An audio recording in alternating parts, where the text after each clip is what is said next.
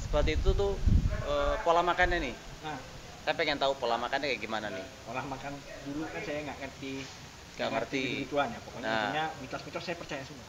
Oh. Mitos-mitos tuh makan nasi, minum air dingin nggak boleh, apalagi ya. Banyak macam lah mitos-mitos terus apalagi tuh misalnya kayak pokoknya saya makan yang hindari yang berlemak, sama sekali nggak makan lemak, makan cuma Sayur hijau, protein protein. juga nggak banyak ya, karena saya nggak tahu waktu aturan protein seberapa saya Iya. pokoknya Iya. yang saya makan ikan. Saya pikir daging sapi itu jelek kayak gitu lah. Oke, terus Segala macam. Terus saya terapin itu ya enggak ada efektif secara berat badan turun, tapi yang anehnya secara kayak gula darah dan kolesterol itu cuma ada sedikit aja perbaikan. Terus saya bingung, sudah turun berat badan sampai 120 ya, 120 berarti udah turun 30. sekitar 30 kiloan ya.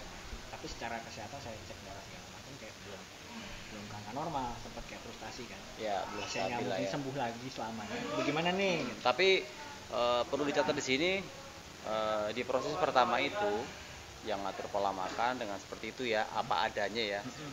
Soalnya dia juga nggak tahu diet itu seperti apa, terus jenis makanannya apa aja, yang setahunya dia aja sama latihannya juga cuma jalan aja itu udah berhasil turun 30 kilo jempol tuh tanpa pengetahuan apa-apa. Mantap. Berarti kan bisa dikatakan motivasinya benar-benar kuat gitu loh. Ini yang harus teman-teman contoh. Nah, Oke, terus kalau ngomong motivasi, saya cuma satu motivasi waktu itu. Kalau saya meninggal, saya masih punya keluarga, Nah, masih punya orang-orang yang saya sayangi, nah, yang harus saya balas budinya. ya, Saya masih utang budi sama bapak ibu, abang saya, ya, sama ya. teman-teman saya yang baik sama saya. Kan nggak, istilahnya apa ya, nggak segampang itu cuma meninggal selesai. Iya.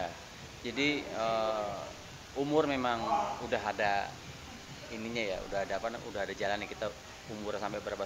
Tapi seenggaknya sebagai manusia kita kan nggak pernah tahu sampai berapa sih umur kita. Tapi setidaknya sebagai manusia kita punya usaha-usaha gitu loh, punya usaha-usaha untuk merawat tubuh kita, untuk merawat diri kita. Jadi ini juga sebenarnya yang apa namanya yang menjadikan saya tuh ngejaga pola makan. Jadi saya benar-benar harus berhati-hati menjaga atau memasukkan apa-apa yang makanan-makanan yang ke dalam tubuh saya. Jadi saya harus benar-benar pilih-pilih tuh. Ya kayak gitu tuh. Jadi kayak gorengan, terus yang garam berlebih, gula berlebihan, itu hati-hati ya. Tubuh kita ini adalah tempat tinggal kita terakhir. Betul. Oke, terus tadi sampai mana ya? Sampai diet pola makan ya. Terus setelah udah turun 30 kilo tapi masih ada penyakitnya, masih ada, masih konsumsi obat terus dan lain-lain ya. Saya kira saya iseng-iseng nonton YouTube, belajar di internet kan. Satu lagi masalahnya kulit gambir, Mas. Kulit gambir. Ini lebar gitu kan. Oke, itu nanti kita kayaknya panjang dibagi bakalannya nih. Nah, itu ya. Oke. Motivasi gymnya itu. Salah satu motivasi gymnya itu karena kulit gambir saya cek di internet itu katanya dengan membangun otot itu lumayan mengisi kulit gambir tadi. Bagian dada sebelah sini nih masih ada. Iya, masih ada ya. Bagus ya sekarang. Salah satunya lagi yang paling saya garis bawahi itu dengan bikin otot untuk orang diabetes ya. Meningkatkan insulin resisten. Apa tadi kok? Meningkatkan insulin resisten dengan kita membangun otot. Memperbaiki lah. Berarti kita memperbaiki atau meningkatkan insulin resistennya. Nah, insulinnya tadi. Seperti itu. Terus saya mulai belajar nih, pertama kali saya mulai kesini, belajar ya. Gym. Nah, terus ya proses saya belajar yang dari yang bar kosongan yang nggak 5 kilo. Iya. Belajar squat, belajar step by step. Okay. Belajar sama penyesuaian makan gimana. Dulu saya itu seperti mitos orang diet, karbo itu jahat. Gitu ya. Akhirnya saya nyoba ya, diajari sama Mas Wayan, sama teman-teman sinilah kita sharing bareng nih. Jadi kebanyakan kita kalau pagi teman-teman pagi itu selalu kita latihan bareng, kita juga saling memotivasi, terus saling sharing nih, punya pengalaman apa, kayak kau pikir punya pengalaman seperti ini, saya punya pengalaman apa, nanti yang lainnya kayak Mas Yoyo dia punya pengalaman apa, dan yang lain-lainnya juga. Karena semakin banyak variasinya, semakin kita bertukar pikiran, otomatis kita secara nggak langsung tuh belajar tanpa harus baca buku gitu loh, tapi kita belajar dari pengalaman kita masing-masing gitu ya. Oke, seperti itu teman-teman. Terus nah itu saya belajar karbo kayak makan ubi, singkong, nasi merah, belajar ngontrol porsi, kalori segala macam, sambil belajar dari senior sambil belajar dari online ya. Saya perlahan tuh bikin habitnya seperti itu, belajar habit makan sambil latihan bikin otot tambah kuat. Nah, akhirnya ya sering jalan waktunya itu proses lama nih, setahun, nggak mungkin dalam seminggu 2 minggu ya. Iya, orang kita jangan instan mikirnya. Teman-teman nih, kita mau naikin berat badan atau bikin badan kita gemuk aja makan waktu dan nggak pernah dipikirin. Iya kan? Nah, kita nggak pernah ngitung. SMA terus pas lagi udah 30 ngatur kan bertahun-tahun tuh kita bulking tuh katanya mau gendutin gitu kan bulking. Mau ngurusin pengen cepet, pengen sehari 2 hari atau sebulan 2 bulan ya nggak bisa. Jadi kita mau gemukin badan juga harus sabar, kita nurunin berat badan juga harus sabar. Paling enggak itu ya itu tadi, konsistensi sama dilatih. Terus juga kayak teman-teman mungkin yang masih muda-muda nih, biasanya kan masih belum bisa ngatur pola makan. Ya udah nggak apa-apa, masih belum bisa ngatur, pelan-pelan belajar.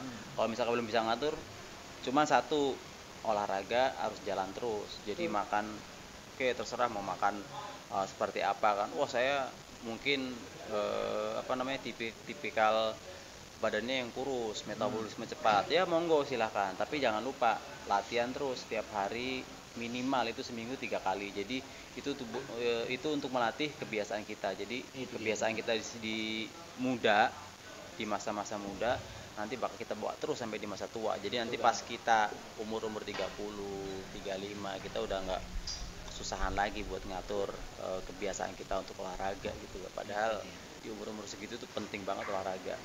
Ya. Oke, terus sampai mana? Lupa lagi. Ya tadi belajar makan karbohidrat. Ya. Jadi karbohidrat jangan jadi musuh, tapi kita pakai buat jadi tenaga, meningkatkan metabolisme ya. Jadi kita latihan kuat, otomatis ada bensinnya kan. Ya, angkatannya lebih banyak. Betul, angkatan lebih banyak, lebih kuat, progres lebih bagus. Dari situ metabolisme naik, baru penyakit metabolik itu bisa kita reduksi. Oh, gitu. Dari situ mulai saya setengah tahun saya mulai lepas obat, setahun saya cek darah, puji Tuhan semua normal. Semuanya tuh normal. Nah, setelah saya normal, gula saya normal. Setelah ini ya, setelah kita melakukan aktivitas beban ya. Betul. Berarti normal itu setelah melakukan aktivitas beban. Jadi di sini yang poin pertama berhasil nurunin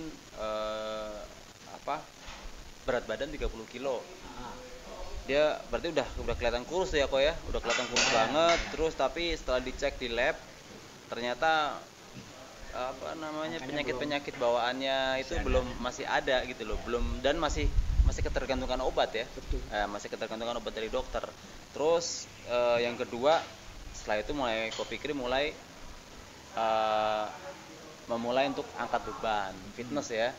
Fitness, dan dari situ dikit demi sedikit mulai dilepas tuh obat-obatnya. Tapi pengawasan dokter ya, jangan tiba-tiba sakit tidak lepas obat. Dengan pengawasan dokter pelan-pelan ya. Olahraga sambil kita cek per bulan gimana kondisi kita. Kalau misalnya udah normal selama 3 bulan udah bagus, pelan-pelan. Cek kita nih, kita lepas obat bisa nggak nih? Tapi kalau ternyata lepas obat masih tinggi, Oke, terus kalau sekarang udah nggak konsumsi obat dari dokter lagi? Sama sekali. Sekarang udah sama sekali nggak konsumsi obat dari dokter. Jadi obat-obatnya itu udah hilang semua. Sekarang udah nggak konsumsi apa-apa, malah senengnya kurma sekarang ya. Kurma the best pokoknya. Terus berarti yang bisa kita ambil di sini adalah gym itu penting ya buat untuk perbaikan atau meningkatkan sistem kekebalan tubuh, imunitas lah kayak gitu ya. Terus tadi tuh ya ketika kita mulai angkat beban, resisten apa tadi? Memperbaiki insulin resisten. Memperbaiki insulin resisten. Mohon maaf kalau salah juga. Belum pernah belajar dari dokter itu ya. Saya coba dan berhasil ternyata. Dengan cara angkat beban atau bikin otot. Nah, kayak gitu tuh teman-teman ya. Jadi mungkin segini dulu. Besok kita cerita-cerita lagi masalah perut gelambir.